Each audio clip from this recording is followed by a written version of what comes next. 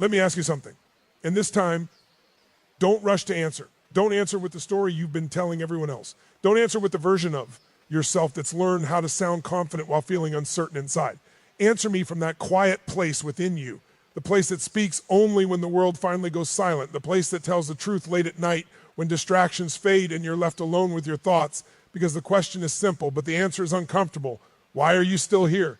Why are you still living a life that feels smaller than what you know, without a doubt, you're capable of? Why do you wake up in the morning with ambition burning in your chest, ideas racing through your mind, visions of more pulling at your heart, yet somehow go to sleep at night with regret sitting heavy in your stomach, replaying the same promises you made to yourself and didn't keep, the same opportunities you hesitated on, the same moments where you chose safety over growth, because this is the part no one wants to talk about.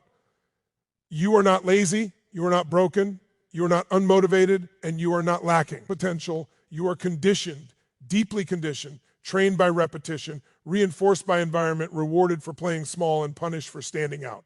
Conditioned to choose safety over possibility, conditioned to lower your expectations so you won't feel disappointment, conditioned to confuse being busy with making progress and being comfortable with being happy, conditioned to mistake familiarity for fulfillment, and from the moment you were young, before you even realized what was happening, you were trained to fit in instead of stand out, trained to follow rules instead of question them, trained to seek approval instead of self-respect, trained to survive instead of thrive, and somewhere along the way, you didn't suddenly lose your dreams in a dramatic moment. You didn't wake up one day without ambition. You negotiated with your dreams quietly, slowly, rationally, telling yourself it was temporary, telling yourself it was practical, telling yourself it was responsible, saying maybe later when I'm more confident, when I'm more prepared, when the timing is right, when things settle down, when I have more money, when I have more support. And the most dangerous part is that every one of those excuses sounded reasonable. And while you were waiting for the perfect moment, time kept moving, years passed, opportunities expired, and the gap between who you are and who you know you could be grew wider and heavier. So let me be absolutely clear with you right now. There's no such thing as the right time. There never was, and there never will be. There is only the time you decide. Because most people don't fail because they aim too high. They fail because they aim too low and hit it. They fail because they set goals that don't challenge their identity, dreams that don't require transformation, standards that don't force growth, and they end up settling, not dramatically, not all at once, but slowly, for a job that drains their energy instead of fuels their spirit, for a routine that numbs their mind instead of sharpens it, for relationships that feel familiar instead of fulfilling, for a life that feels predictable instead of powerful. And the most terrifying part is not the settling itself. It's how convincing it becomes, how easy it is to label it as fine, how normal it feels to wake up, go through the motions.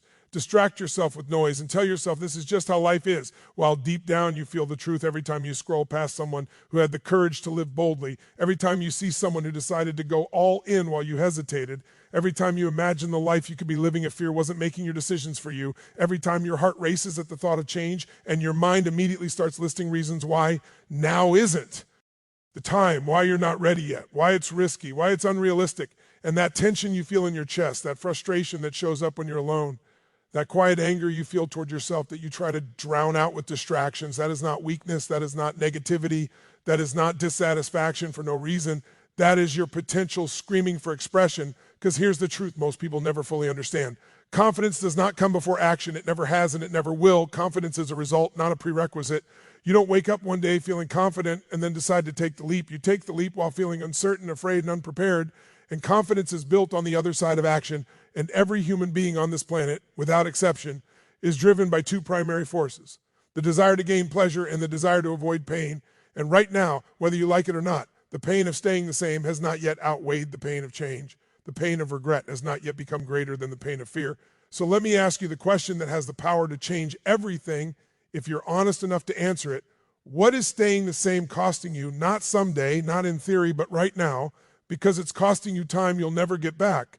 It's costing you self-respect every time you don't keep a promise to yourself. It's costing you momentum, energy, belief in the life you were meant to live. And here's the truth that either wakes you up or makes you deeply uncomfortable. If nothing changes, not your circumstances, not your results, not how you feel about yourself, because your habits are shaping your destiny, whether you're conscious of them or not. Your standards are determining your future, whether you've chosen them intentionally or inherited them unconsciously. And you don't get what you want in life, you get what you tolerate, you get what you accept, you get what you repeatedly allow, So if you want your life to change, you must raise your standards, not tomorrow, not next year, not when you feel more motivated, but now, because life changes the moment your standards change, not when your goals change, not when your wishes change, but when what you demand of yourself, regardless of how you feel, changes. When you decide what you are no longer willing to tolerate, when you choose consciously and deliberately who you are becoming. Because identity drives behavior far more powerfully than motivation ever will. And if you see yourself as someone who tries, you will try and stop when it gets uncomfortable. But if you see yourself as someone who commits,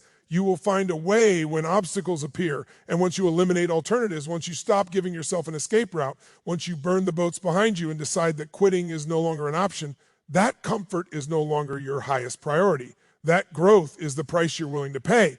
Everything begins to shift. Not because life suddenly becomes easier, but because you become stronger, more focused, more resilient. And yes, it will be hard. And yes, it will be uncomfortable. And yes, fear will show up louder than ever, but courage has never meant the absence of fear. Courage has always meant action in the presence of fear, moving forward while your hands shake, choosing growth while your mind doubts. And when you begin to consistently change your physiology, how you move, how you breathe, how you carry yourself. Change your focus, what you consistently think about, what you look for, what you expect, and change your language, the words you use to describe your life, your challenges, and yourself. Your life cannot stay the same because you are not here by accident.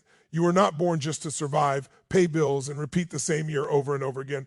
You were born to create, to contribute, to expand, to become more than you are today. And the moment you fully accept responsibility for your life, not blame, not excuses, not circumstances, is the moment you step into your power. So make the decision not to be perfect, not to be fearless, but to be relentless, because one decision, one moment of courage, one standard raised is all it takes to change the direction of your entire life. You didn't come this far just to survive. You didn't wake up today just to repeat yesterday. And you sure as hell weren't born just to play small, stay quiet, and live a life that feels tolerable instead of extraordinary, because deep down, whether you admit it or not, there is a fire inside you that refuses to go out, a voice that whispers late at night asking, is this really all I'm capable of? And that voice is not your enemy, it's your calling. It's the reminder that you were designed for more than excuses, more than fear, more than waiting for the perfect moment that will never come. The truth is, most people don't fail because they lack talent, intelligence, or opportunity. They fail because they never raise the standard of what they demand from themselves. They negotiate with their fear. They settle into comfort, and they confuse familiarity with safety. But let me tell you something right now. Comfort is the most dangerous place you can live because it slowly kills your dreams while convincing you that. You're being realistic. And realism without vision is just a beautifully decorated prison. Look at your life right now, not with judgment, but with brutal honesty. Your habits, your routines, the way you talk to yourself when things get hard, the standards. You're accepting your relationships, your finances, your health. Because everything you have today is a direct reflection of what you've tolerated, not what you deserve. And the moment you truly understand that, the moment you stop blaming the past, the economy, your parents, your circumstances, or your age, is the moment your power comes back into your hands, because you are not controlled by what happens to you. You are controlled by the meaning you give it, and meaning is something you can change in an instant if you decide to. Most people think change is hard, but that's a lie. Change is instant. What takes time is indecision. What drains you is hesitation. What exhausts your soul is knowing what you should do and refusing to do it day after day until your confidence erodes and your identity shrinks.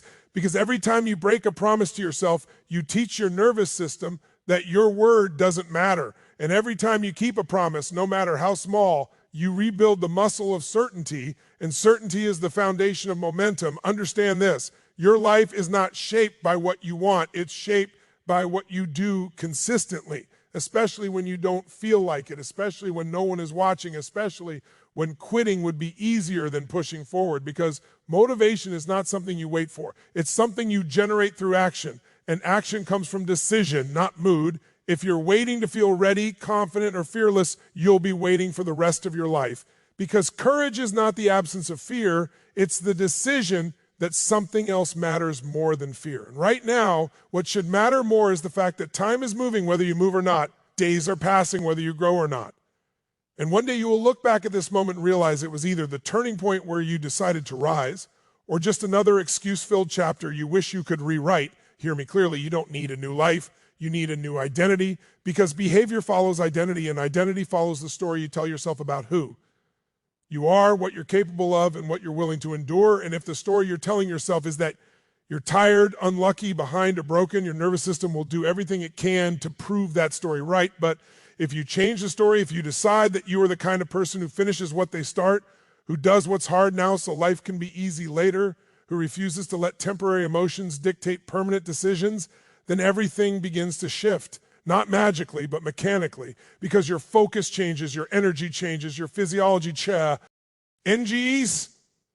And when your body changes, your mind follows. Stand up straight, breathe deeper, lift your chest, because the way you use your body determines the way you use your mind. And most people are exhausted not because life is too demanding, but because they are living in a constant state of internal conflict, wanting more but settling for less, dreaming big but acting small, knowing the truth but avoiding it, and that internal conflict drains more energy than hard work ever will. Let me ask you something that may make you uncomfortable. What are you pretending not to know? What decision are you avoiding? What conversation are you delaying? What habit are you defending even though it's destroying your potential? Because the quality of your life is directly proportional to the quality of the questions you ask yourself. And if you keep asking, why is this happening to me? You'll stay stuck. But if you ask, what is this trying to teach me and how can I use this? You reclaim control, and control is the ultimate human need. Control over your focus, your meaning, and your actions. Understand this as well. Pain is not your enemy. Pain is your teacher, because pain demands change, while comfort whispers lies that keep you exactly where you are. And the most painful thing you can experience is not failure, rejection, or struggle, but regret. The regret of knowing you had more in you and never gave it a chance to come out. The regret of playing small so others could feel comfortable. The regret of choosing short-term relief over long-term fulfillment. You were not designed to live for weekends, paychecks, or approval. You were designed to grow, contribute, and become. And growth requires pressure. Contribution requires courage. And becoming requires you to let go of the old version of yourself that feels familiar but no longer serves you. Today is not about hype. It's about truth. And the truth is this: no one is coming to save you, and that's not a threat. It's the greatest gift you'll ever receive, because the moment you stop waiting for someone else to fix your life is the moment you realize you have the power to do it yourself. And power comes from responsibility, not excuses. You don't have to see the entire path. You just have to take the next step with certainty, because clarity follows action, not the other way around. And momentum is built by movement, not thinking, not planning, not hoping, but moving imperfectly, consistently, relentlessly. Decide today that you will no longer live at the mercy of your moods, your past, or other people's expectations. Decide that you will raise your standards, because when you raise your standards, your behavior rises to meet them, your results rise to reflect them, and your identity rises to embody them. And once that happens, there is no force on earth that can stop you except you.